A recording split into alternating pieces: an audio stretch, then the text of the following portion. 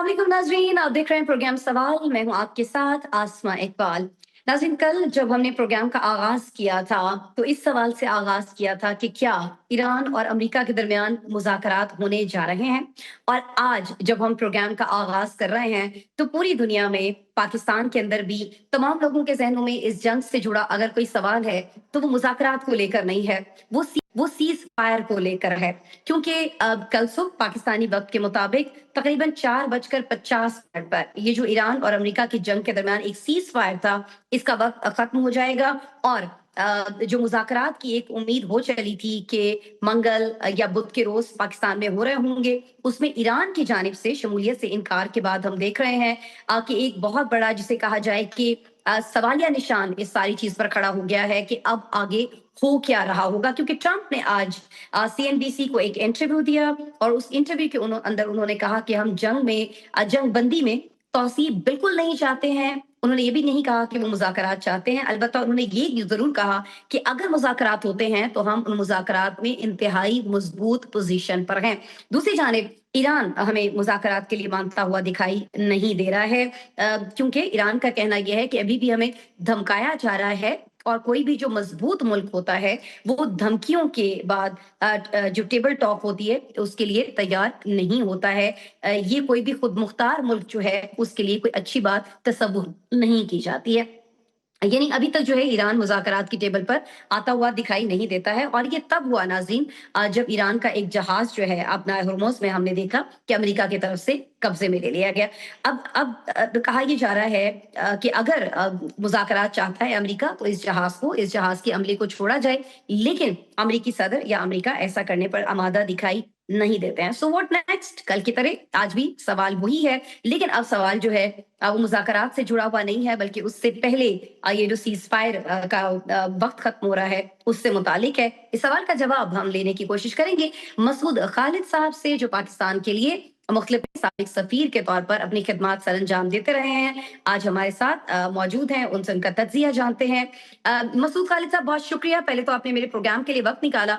मसूद खालिद साहब, सवाल यही है कि अब मुज़ाकरात ऐसा लगता है कि कहीं बहुत पीछे की बात हो गई है।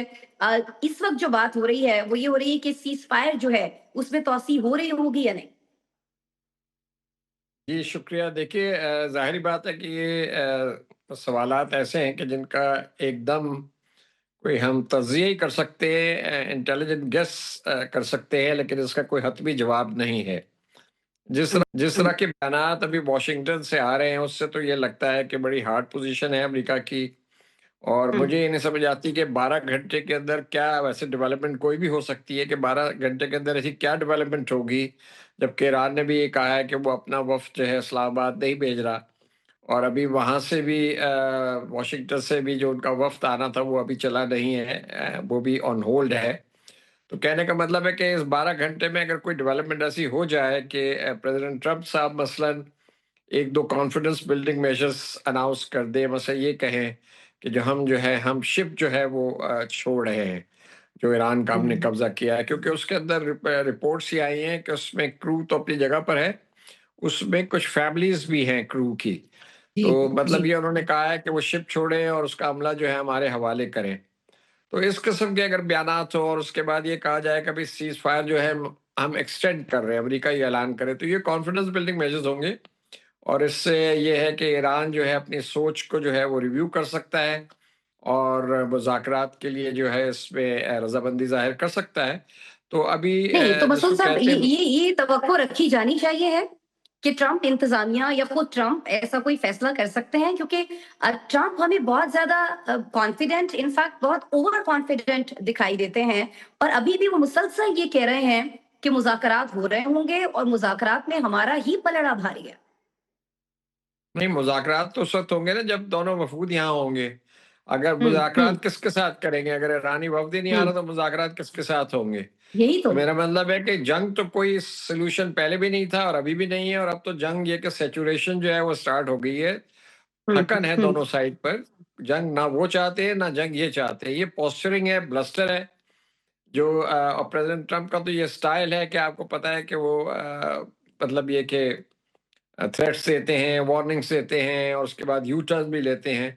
تو ہمیں کیا پتا کہ آئندہ 12 گھنٹے میں کوئی ایسا یو ٹرن ہو جائے امریکہ کی طرف سے جو ایران کو یہ مجبور کر دے کہ وہ بھی اپنی جو پوزیشن ہے اس کو ریویو کرے. تو کہنے کا مطلب ہے کہ یہ وہ ٹیکٹکس ہیں جو کہ وہ شروع سے استعمال کرتے ہیں اور کرتے آئے ہیں. تو اس میں تو مجھے تو کوئی اتنا تعجب نہیں ہوتا, لیکن میں ابھی بھی کوشسلی آپٹیمسٹک ہوں کہ اتنا پریشر ہے انٹرنیشنل امریکہ کے اوپر بھی اور ایران کے اوپر بھی, ان کے اپنے پارٹنرز کا, اتحادیوں کا پریشر ہے. دنیا یہ دیکھ رہی ہے کہ اگر یہ وار دوبارہ چھڑ جائے تو ایران تو پھر ریزسٹ کرے گا.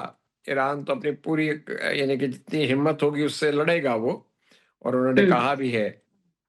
لیکن بات یہ ہے کہ اس سے نقصان تو ہوگا, ایران کا بھی ہوگا نقصان اور امریکہ کا بھی نقصان ہو سکتا ہے, لیکن یہ کہ اس کا کوئی فائدہ پھر بھی نہیں ہوگا, آؤٹ کم کوئی نہیں ہوگی. تو بہتر یہی ہے کہ ریشنلٹی یہ ڈیمانڈ کرتی ہے کہ دونوں فریق جو ہیں ڈی اسکلیشن کی طرف جائیں اور بات چیت کی طرف جائیں. ایران کو بھی فلیکسیبلٹی تھوڑی سی شو کرنی چاہیے, لیکن تو سر ایران کا یہ موقف اس فلیکسیبلٹی لحاظ سے ایران صحیح کیوں شو لگتا نہیں ہے. کر رہا ہے؟ سر گزارش میری یہ ہے کہ یہ فلیکسیبلٹی جو ہے یہ ایران کیوں نہیں دکھا رہا؟ کیا یہ کوئی مذاکرات کے لیے کوئی ٹیکنیک استعمال کر رہا ہے یا آپ کو لگتا ہے کہ نہیں واقعی جو بات اس کی جانب سے جی کہی دونوں گئی ہے کہ دونوں جو ایک جی دونوں سائڈ جو ہیں وہ پریشر ٹیکٹکس تو استعمال کر رہی ہیں, ایران بھی کر رہا ہے. لیکن اچھا بات یہ ہے کہ ایران کو آپ دھمکی دے رہے ہیں, وہ کہتے ہیں آپ ہماری جو ٹرمز ہیں اس کے اوپر ڈیل کر لیں. تو وہ ایک ساورن کنٹری ہے. ایرانی ویسے بھی بڑے آپ کو پتہ ہے کہ پراؤڈ نیشن ہے. تو اتنی دھمکیوں میں اور میں یہ کہ جی بس یہ ڈیل کر لیں, یہ ڈیل اگر نہیں ہوگی تو ہم دوبارہ جنگ شروع کر دیں گے اور ہم تباہ و بربادی کی طرف پھر جائیں گے ایران کی.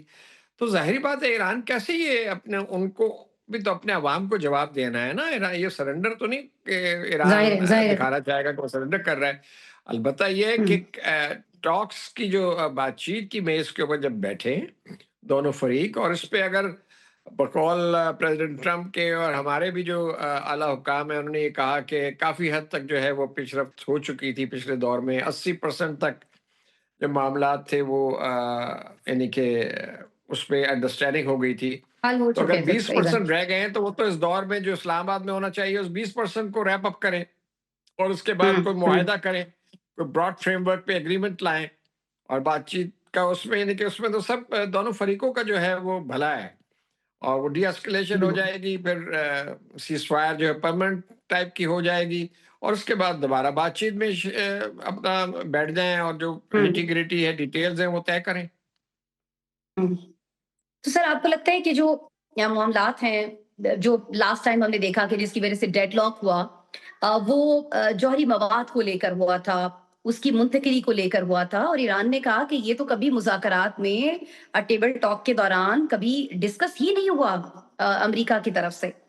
تو پھر سر اب کی دفعہ جب امریکہ یہ مطالبہ لے کر آئے گا تو آپ کو لگتا ہے کہ کچھ ایسی شرائط اس کے علاوہ بھی ایسی ہیں جو ایران کو دوبارہ سے مذاکرات کی میز سے اٹھا سکتی ہیں, یا آپ کو لگتا ہے کہ نہیں بہت سارے معاملات اب ایسے طے ہو چکے ہیں اور جتنا عرصہ سیز فائر کا وقت دونوں ممالک کو ملا ہے تو کہیں نہ کہیں دونوں ممالک بہت ساری چیزوں کو سمجھ چکے ہیں اور اب کی دفعہ جو مذاکرات ہو رہے ہوں گے وہ ختم ہی ہو رہے ہوں گے؟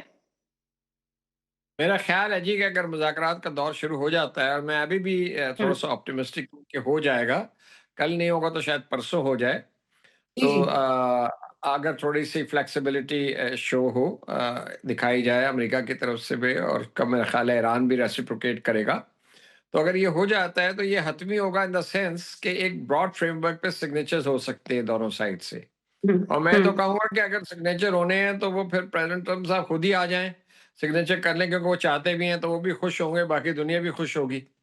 تو کہنے کا مطلب ہے کہ یہ ہو سکتا ہے, لیکن اس میں چونکہ اسپیسیفک بہت انوالوڈ ہے, مثلا نیوکلیر پروگرام کا ذکر آپ نے کیا تو وہی اتنا اسپیسیفک ہے کہ اس کی جو ڈیٹیلز ہیں وہ ٹیکنیکل ڈیٹیلز ہیں. یہ ایسی نہیں ہے کہ وہ پریزیڈنٹ ٹرمپ بیٹھیں گے اور ان کے جو مد مقابل ایرانی ڈیلیگیشن کے سربراہ بیٹھیں گے تو وہ طے کر لیں گے ساری چیز. دیکھیے نا اس میں تو انٹرنیشنل اٹامک انرجی ایجنسی بھی انوالوڈ ہوگی, اور یہ تو بالکل صحیح ہے کہ یہ تو ایران کا رائٹ ہے as a member of non proliferation treaty to keep certain amount of enriched uranium for the civilian purposes. وہ شاید 3.67% کے اس طرح ہے, 4% سے کم ہے میرا خیال ہے. تو وہ जी ایران رکھ سکتا ہے، یہ اس کو رائٹ ہے، اس کا حق ہے، تو وہ سویلین सही اس کے لیے وہ بھی اس کے بھی سیف گارڈز ہو سکتے ہیں، انٹرنیشنل اٹامک انرجی ایجنسی جو ہے وہ مانیٹرز کرے. اور جب دیکھیے جب JCPOA ہوا تھا، جب یہ سائن ہوا تھا، اس میں 2-3 سال ایران نے بڑی اجازت دی تھی انٹرنیشنل اٹامک انرجی ایجنسی کے انسپیکٹرز کو، وہ آتے تھے जी اور जी ایران बिल्कुल کا سارا پروگرام دیکھتے تھے. تو ایران نے بڑا تعاون کیا. وہ تو جب یہ انہوں نے اسکریپ کر دیا ٹرمپ صاحب نے آ کے، وہ معاہدہ جو ہوا تھا، اس کے بعد ایران نے پھر یہ یعنی کہ جو ہے انرچمنٹ کی طرف گیا. تو کہنے کا مطلب ہے کہ وہ بالکل سر رول آپ تو ان بجا کا بھی فرما رہے ہیں. بنتا ہے اچھا نا. آپ نے اپنی گفتگو کے دوران ایران کے تعاون کی بات کی. بہت سارے لوگ یہ کہہ رہے ہیں کہ جو ایرانی حکومت ہے اب وہ ابھی بھی تعاون کرنے کے لیے تیار ہے، لیکن کہیں نہ کہیں پاسداران انقلاب کا پریشر ان کے اوپر اتنا ہے کہ وہ یہ تعاون کر نہیں پاتے. جیسے کہ ہم نے دیکھا کہ پچھلے دنوں جب عباس عراقچی صاحب نے ابنائے ہرمز کے بند کیے جانے کو لے کر اور اس کے بعد کھولے جانے کے بیان دیا، تو بڑی زیادہ تنقید آئی تھی پاسداران انقلاب کی طرف سے. اور ابھی بھی بہت سارے لوگ یہ کہہ رہے ہیں کہ اگر ایرانی وفد پاکستان پہنچتا ہے یا کہیں بھی یہ مذاکرات ہو رہے ہوتے ہیں تو ایسا نہیں ہو سکتا کہ وہ پاسداران انقلاب کو آن بورڈ نہ رکھے. سر نہیں، میرا خیال ہے جو ان کے جو آئے تھے لیڈر صاحب غالب راف صاحب، وہ خود ہوں پاسداران کے بہت ایکٹیو ممبر رہے ہیں اور ان کا تو بڑا رول ہے. تو یہ نہیں ہو سکتا کہ وہ ایرانی ڈیلیگیشن یہاں آ رہا ہے جبکہ اتنا کچھ اسٹیک پہ ہے ایران کے. ایسی بات نہیں ہے، یہ بہت زیادہ پروپیگنڈا بھی ہے کہ ایران، دیکھیے ڈفرینسز ضرور ہوں گے، یہ میں نہیں کہتا کہ ڈفرینسز نہیں ہوں گے. ہر جی جی ہر ملک کے اندر جو ہیں کچھ ایلیمنٹس ہوتے ہیں جو نرم رویہ رکھتے ہیں، کچھ ہاکش ہوتے ہیں. اور ایران جو ہے ایک یعنی کہ جو وہاں گورنمنٹ ہے وہ ایک انقلابی حکومت ہے، انقلاب کے بعد وہاں آئی ہے. وہ ایک آئیڈیولوجیکل حکومت ہے، ٹھیک ہے نا. وہ اب ایک نظریاتی بنیاد پہ حکومت چلا رہی ہے، جس طرح آپ کو علم ہے اس چیز کا. تو وہ اس طرح نہیں ہے کہ وہ فوراً جو ہے وہ سرنڈر دکھا دیں گے اور ساری چیز جو ہے وہ مان لیں گے. لیکن میرا خیال ہے کہ ایٹمی پروگرام جو ہے ایران کا، وہ تو ایران کہتا ہے کہ ہم تو بالکل، اگر دیکھیں نا ایران نے اگر بم بنانا ہوتا تو وہ تو اس سے بنا لیتا. وہ تو جو ان کے خمینائی صاحب کا فتویٰ تھا کہ ایران نے بم نہیں بنانا، انہوں نے اس کو فالو کیا. یہ تو اس کے بعد انریچمنٹ شروع ہوئی ہے نا، جب ٹرمپ صاحب نے پہلے اپنے دور میں اس کو اسکریپ کر دیا، JCPOA وہ جو تھا جوائنٹ کوآپریشن پروگرام جو تھا، جو کہ 6 ممالک کے درمیان ہوا تھا، اس میں یورپین یونین بھی تھی. اتنا اچھا وہ معاہدہ تھا اور اس میں ایران کو کافی سیف گارڈز بھی، پروویژن بھی دیے ہوئے تھے ٹھیک اور ہو گیا ٹھیک انٹرنیشنل ہو گیا. کمیونٹی کا بڑا کنٹرول تھا، اوور مجھے سائٹ تھا. ٹھیک ہو گیا مسعود صاحب. اب مجھے یہ فرما دیجیے گا، پہلا سوال جو ذہنوں میں تھا وہ یہ تھا کہ سیز فائر میں ایکسٹینشن ہو رہا ہوگا نہیں ہو رہا ہوگا. اب دوسرا سوال سیز فائر ہی سے جڑا، اگر ایکسٹینشن نہیں ہوتی ہے، اس کی مدت نہیں بڑھائی جاتی ہے اور مذاکرات بھی نہیں ہوتے تو کیا ہو رہا ہوگا مسعود صاحب؟ تو پر وہ جو فوجیں تو وہاں پر ہیں امریکہ کی، امریکہ پھر بامبنگ شروع کر دے گا، یہی ہوگا. ہم، لیکن میرا اپنا اور خیال ایران ہے کہ جواب بھی دے گا اس کا. سیز فائر کی ایکسٹینشن ہو جائے گی. روس نے بھی ہم، کہا ہے، چین نے بھی کہا ہے، اور ممالک بھی یہ کہہ رہے ہیں. قطر کا بھی بیان میں دیکھ رہا تھا. تو ایکسٹینشن میرا خیال ہے ہو جائے گی. اگر ایکسٹینشن نہیں ہوگی تو پھر ٹاکس کیسے آگے چلے گی؟ ٹاکس نہیں چلے گی تو پھر ڈیل کیسے ہوگی؟ پریزیڈنٹ ٹرمپ صاحب کہہ رہے ہیں ڈیل کرنا چاہتا ہوں میں. تو ڈیل کیسے ہوگی اگر ایک وفد ہی نہیں ہوگا، جو ایک فریق ہی یہاں موجود نہیں ہوگا، تو ڈیل کیسے ہم، ہوگی؟ ہم، تو یہ ہم. ظاہری بات ہے کہ وہ ایکسٹینشن تو کرنی پڑے گی. اس کو مطلب وہ آئی ہوپ کہ انا کا مسئلہ نہیں بنایا جائے گا اور اس پہ فلیکسیبلٹی شو کی جائے گی. ٹھیک ہے. ہم سب بھی یہی امید رکھے ہوئے ہیں کہ اس کو دونوں ممالک کی جانب سے انا کا مسئلہ نہیں بنایا جائے گا، ایگو نہیں دکھائی جائے گی، بلکہ امن و امان کی طرف قدم بڑھایا جائے گا اور دونوں ممالک جو ہیں وہ مذاکرات ہوتے ہوئے میں دکھائی دیں گے. کہ ٹرمپ بار بار اس کا اعلان خود بھی کر رہے ہیں لیکن ایران ابھی تک مان کر نہیں دے رہا ہے. لیٹس سی، بہت سارے ذرائع سے خبریں آ بھی رہی ہیں کہ ایران نے بھی کچھ لچک ابھی دکھائی ہے مذاکرات کی میز پر آنے کے لیے. بہرحال مسعود خالد صاحب آپ ہمارے ساتھ موجود تھے، سینئر تجزیہ کار ہیں، سابق سفیر رہے ہیں پاکستان کے لیے. سر آپ نے ہمارے شو کے لیے وقت نکالا، آپ کا بہت شکریہ. ناظرین پروگرام میں ایک بریک شامل کر لیتے ہیں اور بریک کے بعد جب ہم آپ سے ملیں گے تو رخ کریں گے ہم افغانستان کا، جہاں جو افغانستان کی ایک عبوری حکومت ہے جو بندوق کے زور پر قائم ہوئی تھی، اب اس حکومت کو ہٹایا جانا چاہیے. وہاں کی ایک بڑی اہم شخصیت نے یہ مطالبہ کیا ہے. اس پہ بات کریں گے بریک کے بعد.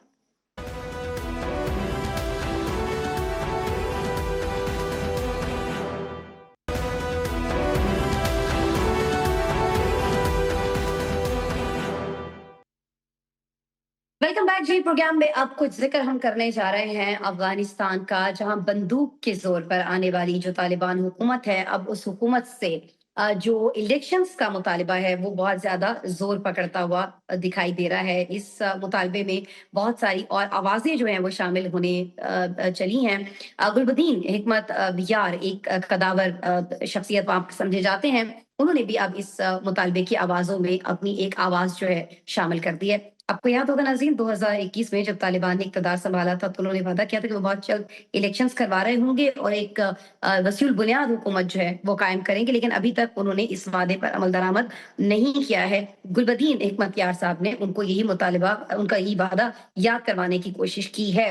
अब क्या इस वादे पर अमल दरामद होगा इस मुतालिबे के बाद, ये जानने की कोशिश करते हैं। मुझे ज्वाइन किया है senior तज्जियाकार brigadier retired Haris Nawaz साहब ने, वीडियो लिंक पर है, उन्हें वेलकम करते हैं, उनसे बात करते हैं। ब्रिगेडियर साहब, बहुत नवाजिश आपने वक्त निकाला। ब्रिगेडियर साहब, आप तक जब ये इत्तला पहुंची या जब ये खबर पहुंची कि गुलबदीन हिकमत यार साहब ने ये मुतालबा किया है, तो क्या आपके जहन में भी मेरी तरह ये सवाल आया कि वो तालिबान जिन्होंने वहां पर इलेक्शन कमीशन को ही खत्म कर दिया, उसको तहलील कर दिया है, उनसे ये मुतालबा क्यों कर रहे हैं गुलबदीन साहब? देखें, बात ये है आसमा के दोहा में जब इन्होंने कॉन्ट्रैक्ट साइन किया था अकॉर्ड अमेरिकन के साथ, वहाँ इन्होंने कमिटमेंट की थी जी जी। कि हम ये अफगान तालिबान रजीम जाके और 6 महीने के अंदर वहाँ पर प्रॉपर जनरल इलेक्शन करवाएंगे और अफगान अवाम अपनी मर्जी की जमहूरी हुकूमत लेकर आएंगे। और आज 4 साल गुजर गए हैं, ना उन्होंने इलेक्शन करवाए हैं, ना उन्होंने अवाम के लिए काम करवाया है। कोई अवाम के लिए रिकंस्ट्रक्शन का प्लान नहीं है, ह्यूमन राइट्स के कोई काम नहीं है, खवातीन के हकूक की कोई बात नहीं है, बच्चों की तालीम की बात नहीं है। आप हैरान होगी, 4 साल में अफगान तालिबान रजीम की दुनिया में किसी मुल्क के साथ सफारती ताल्लुकात नहीं है। आप इससे अंदाजा लगा लें कि ये हुकूमत किस तरह चल रही है। बात ये है कि इसके साथ जिस तरीके से जुल्म बर्जित कर रहे हैं वहाँ पर, और एक वहाँ पर ऑर्डर आ जाता है अमीर का, और वो भी रिटर्न ऑर्डर आता है, ना मशवरा किसी होता है, वो सबको अमल करना पड़ जाता है, जिसकी वजह से अब वहाँ पर काफ़ी इन अंदरूनी प्रॉब्लम शुरू हो गई, खासतौर पर नॉर्दर्न साइड पर, जो इनके वैसे भी कंट्रोल में नहीं, नॉर्दर्न अलायंस का एरिया, वहाँ पर एक नेशनल रेजिस्टेंस मूवमेंट स्टार्ट होगी नौजवानों की, और उनका यही है कि जी आप इलेक्शन कराएं और एथनिक बैलेंस गवर्नमेंट लेकर आएं, पॉलिटिकल इंक्लूसिव गवर्नमेंट लेकर आएं, जिसमें ताजिक्स हों, उज़्बेक्स हों, हज़ारास हों, पश्तून्स हों, जितनी कौमियत है सबकी रिप्रेजेंटेशन होनी चाहिए। अभी तो सिर्फ पश्तून 14-15 जो है पश्तून, उन्होंने अपनी हुकूमत इजारादारी की हुई है, किसी और कौमियत को आने नहीं देते हैं, और वो सारे कंधार में बैठ के फैसले करते हैं काबल में। और इसलिए गुलबदीन हिकमत यार ने भी जो उन्होंने बड़ी अच्छी बात की है कि जब आवाम से कमिटमेंट की थी तो उसको पूरा करें, और उसके लिए अब इसके साथ अंदर स्प्लिंटर ग्रुप्स हैं इनके खिलाफ जो तालिबान रजीम के हैं, वो ग्रुप भी खड़े हो रहे हैं।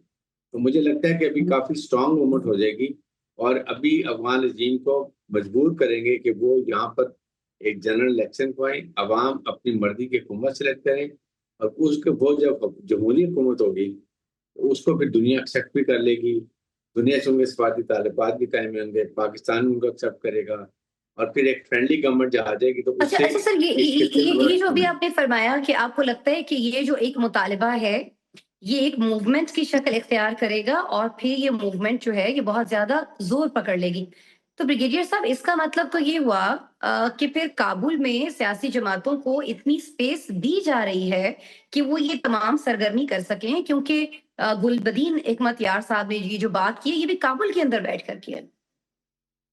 देखिए, काबुल में तो 2 ग्रुप है ना, एक हिकमत का ग्रुप भी है, और दूसरा आपके सामने जो है ना वो उसका है अखुंज़ादा का ग्रुप है। वो अपनी मर्जी से हुकूमत है, लेकिन कंधार का और काबुल का आपस में इस वक्त इतनी अंडरस्टैंडिंग नहीं है, और इसके साथ जो दूसरे ग्रुप्स हैं वो भी अब अफगान तालिबान रजीम के खिलाफ हो गए हैं। नॉर्दर्न अलायंस होती है नॉर्दर्न साइड पर, वो तो टोटल इनके कंट्रोल में है ही नहीं, जिसको उज़्बेक, ताजिक और उस ये हज़ारास हैं।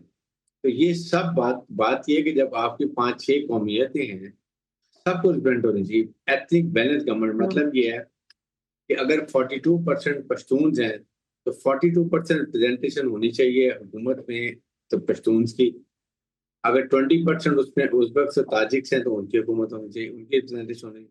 सबकी अपनी परसेंट के हिसाब से हुकूमत होगी, तो फिर पॉलिटिकल इंक्लूसिव गवर्नमेंट का मतलब है फिर तमाम मिल के बड़े खुश असलूबी से इस गवर्नमेंट को चलाएंगे। لیکن اگر ایک صالح پشتون ہی اس کو بیٹھ کے چلا رہے ہیں تو یہ کبھی بھی کامیاب نہیں ہوگی. نمبر 2, یہاں پر جو انہوں نے قانون آپ کے سامنے مجھے ایک شریعت کا یہ جو ان پڑھ یہ اس کو تشریح غلط کرتے ہیں. آپ نے انسانی خواتین کے حقوق کی بات دیکھی کہ انہوں نے یہ لکھا کہ گھروں میں عورتوں کے لیے جو کھڑکیاں ان میں دیواریں ان میں اینٹیں لگا کے بند کر دیں. 9 سال کی بچی کی شادی ہو سکتی ہے, آپ یہ دیکھ لیں.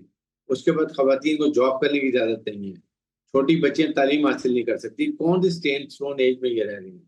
ان کو اس بات کی سمجھ ہونی چاہیے. پھر جو بھی ان کے نزدیک ہے وہ جو ان کی بات مانتے ہیں وہ ان کے نزدیک سر ہے. بالکل یہ جو تصویر آپ کھینچ رہے ہیں افغانستان میں بالکل ایسے ہی حالات ہیں, بدتر حالات ہیں انسانی حقوق کو لے کر, خاص طور پر بچیوں کے حقوق کو لے کر, خاص طور پر جس طرح سے ان کے سکولز بند کیے گئے, جس طرح سے ان پہ تعلیم پر پابندی لگائی گئی.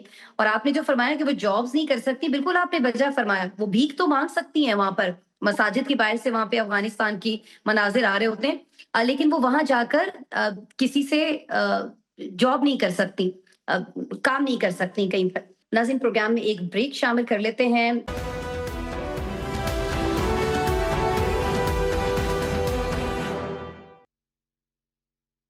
ویلکم بیک جی. بریک پر جانے سے پہلے ہمارے ساتھ بریگیڈیئر ریٹائرڈ حارث نواز صاحب موجود تھے. ہم ان سے گفتگو کر رہے تھے کچھ افغانستان کے معاملات کے حوالے سے. آپ کو معلوم ہے کہ اسلام آباد میں یہ جو اسلام آباد ٹاکس ہونے جا رہے ہیں اس کی وجہ سے بہت ساری جگہوں پر انٹرنیٹ کنیکٹیوٹی میں بھی کچھ نہ کچھ مسائل آ رہے ہیں. سیکورٹی کے چونکہ سخت انتظامات کیے گئے ہیں, اس وجہ سے ہمارا کنیکشن جو ہے وہ ڈسٹرب ہوا. ہم آپ سے حارث نواز صاحب سے مزید بات نہیں کر پائے, لیکن ابھی بریک کے بعد ہم ایک اور انتہائی سینئر تجزیہ کار کے ساتھ حاضر ہیں. دفاعی تجزیہ کار ہیں بریگیڈیئر ریٹائرڈ غضنفر علی صاحب, ہمیں ٹیلی فون لائن پر جوائن کیے ہوئے ہیں. ان سے اسی سارے معاملے پر بات کرتے ہیں. غضنفر علی صاحب بہت شکریہ, آپ نے اتنے شارٹ نوٹس پہ ہمیں جوائن کیا سر, اس کے لیے بڑی نوازش. سر یہ فرما دیجیے کہ ہم بریک پر جانے سے بات کر رہے تھے, گلبدین حکمت یار صاحب نے جو ایک بڑا مطالبہ کر دیا ہے طالبان عبوری حکومت سے کہ ملک کے اندر انتخابات کرائے جائیں, اور جو ایک وسیع البنیاد حکومت قائم کرنے کا وعدہ کیا گیا تھا 2021 میں, اس وعدے پر عمل درآمد کیا جائے. سر آپ کو لگتا ہے کہ یہ وقت مناسب ہے اس مطالبے کے لیے, کیونکہ وہاں تو الیکشن کمیشن ہی نہیں ہے. افغانستان کا معاملہ ہے. افغانستان کے اندر جو حکومت انیشلی آئی تھی جو آج کل بیٹھے ہوئے وہ حکومت تو نہیں ہے. بنیادی طور پہ وہ ایک اسمگلروں کا گروہ ہے, ایک گروپ ہے جو بھتہ دیتے ہیں, بھتہ خوری میں انوالو ہیں, اور ان کے تعلقات جو ہیں وہ دہشت گرد تنظیموں سے, جس کا وہ خود اعتراف کر چکے. ان کا جو انٹیریئر منسٹر ہے, فارن منسٹر ہے, وہ اپنے انٹرویو میں بارہا کہہ چکا ہے کہ ہمارے درمیان ٹی ٹی پی موجود ہے, لیکن ساتھ وہی کہتا ہے لیکن وہ ٹی ٹی پی جو ہے وہ تو مہاجرین ہے, تو ہم نے ان کو مہاجرین ہے تو ہم نے ان کو وہ بنا دی ہوئی ہے. تو اگر وہ اس قسم کی بات کر رہے ہیں تو ان کے اندر گورنمنٹ کی ریفلیکشن تو نہ ہوئی نا, وہ تو ایک دہشت گرد تنظیم کی, دہشت گرد گروپ کی ریفلیکشن ہوگی. ان کو جس طرح بھی ہو وہاں سے ہٹانا ضروری ہے, کیونکہ جب وہ آئے تھے تو یہ میری اور آپ کی بات نہیں ہے, یہ انہوں نے اس چیز کو ایکسیپٹ کیا تھا کہ افغانستان کے اندر ایک وسیع البنیاد آل انکلوسیو گورنمنٹ جو ہے وہ قائم کی جائے گی. اب وہ آل انکلوسیو گورنمنٹ نہیں آئی. وہ کیوں نہیں آئی؟ وہ اس لیے نہیں آئی کہ یہ لوگ اس پہ حکومت فلی قبضہ جما کے بیٹھ گئے. تو اب اس کا حل یہ تو نہیں ہے کہ کیونکہ الیکشن کمیشن نہیں ہے تو الیکشن نہ ہو. الیکشن کمیشن کو تشکیل کرنے کے لیے کس کی اپنا رسپانسبلٹی ہوتی ہے. اب وہ خود کہتے ہیں غضنفر صاحب میرے عرض کرنے کا مقصد یہ تھا کہ ایک ایسی حکومت جیسے آپ نے خود فرمایا جو بندوق کے زور پر آئی ہوئی ہو, جس نے وہاں پر ظلم و جبر کا بازار گرم کر رکھا ہو, جو وہاں پر انسانی حقوق کی حالت ہے, جو وہاں پر خواتین کے حقوق کی حالت ہے, جو وہاں پر بچیوں کے حقوق کی حالت ہے, جس طرح سے وہاں پر سزا اور جزا اپنے من پسند لوگوں کو دی جا رہی ہے, اس میں جب الیکشن کمیشن کو تحلیل کر رکھا ہے تو صاف دکھائی دیتا ہے کہ موجودہ جو عبوری حکومت ہے وہاں کی, اس کا بالکل کوئی سوچ ہی نہیں ہے کہ وہ یہاں پر الیکشن کرا رہی ہو یا کسی اور کی حکومت آنے دے. تو ایسے میں گلبدین حکمت یار کا یہ مطالبہ کرا, لیکن سر بہت سارے لوگ اس کو ایک پازیٹیو سائن کے طور پر لے رہے ہیں کہ شاید کابل میں جو اب بھی حکومت ہے طالبان کی وہاں پر افغانستان کے اندر, انہوں نے اتنی سپیس پیدا کر دی ہے وہاں کی سیاسی جماعتوں کے لیے کہ اب لوگ کھل کر یہ مطالبہ کرنے لگے ہیں کہ الیکشن ہونے چاہیے. کل 4 دن پہلے ملا عمر کے ایک بڑے قریبی ساتھی تھے، ان کو گرفتار کیا گیا ہے، اور ان کو گرفتار اس الزام پہ کیا گیا ہے جو ان کا آغا محتسم آغا جان ان کا نام ہے، اور ان کو گرفتار کیا گیا ہے کہ انہوں نے غالباً وہ بھی ایک سیاسی پارٹی بنانا چاہتے تھے یا بنا رہے تھے، اور بہت سارے لوگ ان کو آگے ملتے تھے. باقی اس کے اوپر کوئی کرپشن چارجز یا اس قسم کے چارجز نہیں ہے. اس کو گرفتار کر دیا گیا، اور وہ حالانکہ قندھار گروپ سے بڑا نزدیک رہا ہے. پھر اگر آپ نے احمد مسعود کا ٹویٹ دیکھا ہو، اس کی اسٹیٹمنٹ دیکھی ہو، اس نے کہا کہ افغانستان جو ہے وہ دہشت گردوں کے لیے جنت ہے اور افغانیوں کے لیے جہنم ہے. اور اس طرح اس چیز کو ابھی آگے بڑھاتی جائیں گی تو وہاں پہ لوگوں کے ایسے ایسے سوال اٹھ رہے ہیں جس میں ایک اس قسم کی کا نعرہ جو ہے، اس قسم کا ایک پلے کارڈ جو ہے وہ سوشل میڈیا پہ چل رہا تھا. اس کی میں اتھینٹسٹی تو چیک نہیں کر سکا، لیکن وہ ایک افغان کی طرف سے تھا جس نے کہا تھا کہ ہر فرعون کے لیے ایک موسیٰ آتا ہے. تو انہوں نے کہا تھا کہ جنرل ناصر منیر ہمارے لیے آ جائیں ہماری جان چھڑانے کے لیے. میرا کہنے کا مطلب کہ وہاں پہ جیسے آپ خود فرما رہی ہیں کہ وہاں پہ عورتوں کے حقوق، بچیوں کے حقوق، تعلیم نہ دینا، 9 سال کی بچی کو عورت ڈکلیئر کر دینا، اس کے ساتھ ہر قسم کے مظالم کرنا، یہ تو آپ میں دنیا دیکھ چکی ہے. اس وقت دنیا کی ذمہ داری کیا ہے؟ کچھ اور نہیں ہے تو امریکن جو وہاں اتنے دن رہے ہیں، اور وہ امریکن UN سے چٹے لے کے دنیا میں جنگ کا بازار گرم کرتے رہے ہیں. انہوں نے UN سے پرمیشن لے کے عراق کو تباہ کیا، لیبیا کو تباہ کیا، سیریا کو تباہ. تو کیا آپ UN سے پرمیشن لے کے افغانستان کے اندر الیکشن نہیں کرا سکتے ایک UN کی ٹیم کانسٹیٹیوٹ کر کے؟ کیونکہ جب وہ امریکن وہاں سے نکلے تھے تو امریکنز کو بھی پتا تھا کہ this government is a temporary government and they had committed to the Doha talk کہ یہ ہم ایک آل انکلوسیو گورنمنٹ بنائیں گے.